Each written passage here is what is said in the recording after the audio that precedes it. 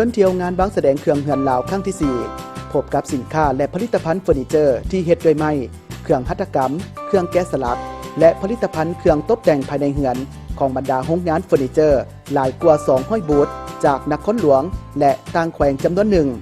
ในงานท่านจะประทับใจต่อผลิตภัณฑ์ที่ได้มาตรฐานอันเป็นสีไม้ลายมือของคนลาวสมการสาธิตการประดิษฐ์การแกะสลักพร้อมนี้ยังมีการมอบโซ่สมการแสดงศิลปะและการประกวดเยาวชนเสียงดีได้แต่เลี้ยวมองเมื่อเจ้าจากหักเข้าไปอย่างสงบเมื่อเจ้าได้พบความหักครั้งใหม่กับคนที่ดีพร้อมสวัสดีครับผมบอยแสงสินครับผมสำหรับศุกร์ที่22ครับผมเดือน7นะครับเจอกันแน่นอนครับกับผมบอยแสงสินครับจะฝากผลงานเพลงถ้าวะแสกซ้อนและกันอีกหลายผลงานเพลงนะครับผมครับตั้งแต่6 โมงแรกเป็นต้นไปครับผมพี่น้องเขาอย่าลืมออกมาเล่นมามวนน้ำกันเด้อพี่น้องขอบคุณครับสบายดี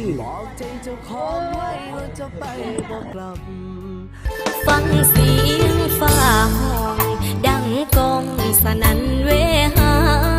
สะกิดหัวใจเลยมาเกือบปีแล้วนะที่ สบายดี